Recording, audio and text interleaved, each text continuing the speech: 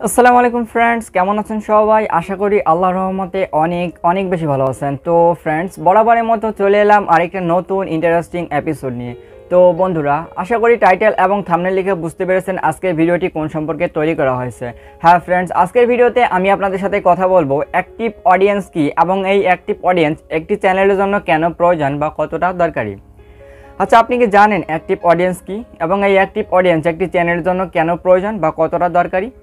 যদি জেনে থাকেন তো আলহামদুলিল্লাহ, আর যদি না জেনে থাকেন তাহলে একটু কষ্ট করে মনোযোগ সহকারে আজকের ভিডিওটি দেখবেন। আজকের ভিডিওতে আমি আপনাদের সাথে A to Z ভাবে শেয়ার করার চেষ্টা করব অ্যাক্টিভ অডিয়েন্স কি এবং এই অ্যাক্টিভ অডিয়েন্স একটি চ্যানেলের জন্য কেন প্রয়োজন।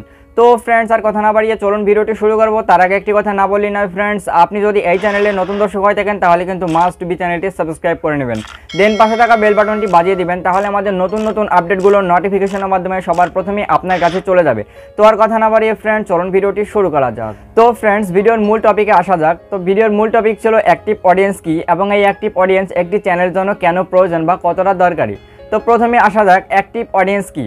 তো অ্যাক্টিভ অডিয়েন্স মানে হচ্ছে অ্যাক্টিভ সাবস্ক্রাইবার। আপনার চ্যানেলে যদি অ্যাক্টিভ সাবস্ক্রাইবার থেকে থাকে তাহলে কিন্তু আপনার সেই অ্যাক্টিভ সাবস্ক্রাইবাররাই আপনার চ্যানেলটিকে গ্রো করতে সাহায্য করবে এবং আপনি কিন্তু একসময় ইউটিউব প্ল্যাটফর্মে সফলতা অর্জন করতে পারবেন। আর আপনার চ্যানেলে যদি অ্যাক্টিভ সাবস্ক্রাইবার বা অ্যাক্টিভ অডিয়েন্স না থাকে তাহলে কিন্তু আপনি কখনই আপনার ইউটিউব চ্যানেলটিকে গ্রো করাতে পারবেন না এবং আপনি কিন্তু কখনই আপনার ইউটিউব প্ল্যাটফর্মে সফলতা অর্জন করতে পারবেন না। তো ফ্রেন্ডস, আশা করি বুঝতে পেরেছেন অ্যাক্টিভ অডিয়েন্স কি বা অ্যাক্টিভ সাবস্ক্রাইবার কি। তো এবার আসা যাক দ্বিতীয় টপিকে, এই অ্যাক্টিভ সাবস্ক্রাইবার বা অ্যাক্টিভ অডিয়েন্স একটি চ্যানেলের জন্য কেন প্রয়োজন বা কতটা দরকারি। তো ফ্রেন্ডস, মনে করেন আপনার চ্যানেল একটি নতুন চ্যানেল, আপনার চ্যানেলে ভিডিও কম যার ফলে আপনার চ্যানেলের সাবস্ক্রাইবারও কম, আপনার চ্যানেলে ওয়াচ টাইম কম যার ফলে আপনার ভিডিওর ভিউজ কম। তো এমত অবস্থা যদি আপনার চ্যানেলে 20 থেকে 25 জন অ্যাক্টিভ অডিয়েন্স থেকে থাকে তাহলে কিন্তু আপনার সেই 20 থেকে 25 জন অ্যাক্টিভ অডিয়েন্সই আপনার চ্যানেলটিকে গ্রো করতে সাহায্য করবে এবং আপনি কিন্তু একসময় ইউটিউব প্ল্যাটফর্মে সফলতা অর্জন করতে পারবেন। তো মনে করেন আপনি যখন একটি ভিডিও আপলোড করবেন তখন কিন্তু আপনার সেই 20 থেকে 25 জন অডিয়েন্সের কাছে সেই ভিডিওর নোটিফিকেশন যাবে।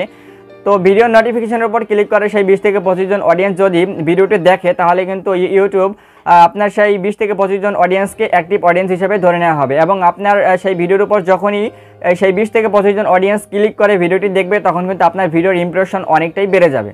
তো আশা করি বুঝতে পেরেছেন ব্যাপারটা।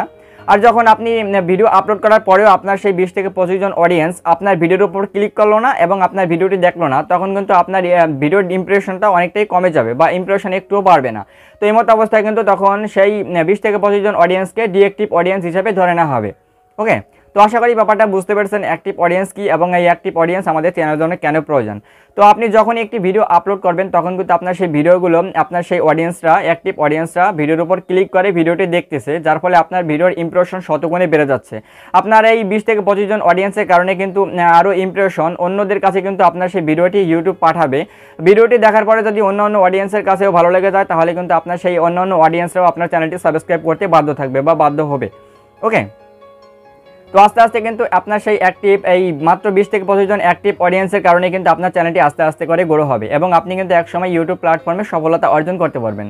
তো ফ্রেন্ডস, আশা করি ব্যাপারটা বুঝতে পারছেন। আমি আপনাদের A to Z ভাবে বোঝানোর চেষ্টা করছি এবং আশা করি আপনারা বুঝতে পেরেছেন। তো ফ্রেন্ডস, এই ছিল আজকের ভিডিও। আশা করি ভিডিওটি ভালো লেগেছে। যদি ভিডিওটি ভালো লেগে থাকে তাহলে কিন্তু ভিডিওর উপরে একটি লাইক করে দিবেন এবং কমেন্টসে জানিয়ে দিবেন পরবর্তীতে আপনার কোন ধরনের ভিডিওর দরকার আছে।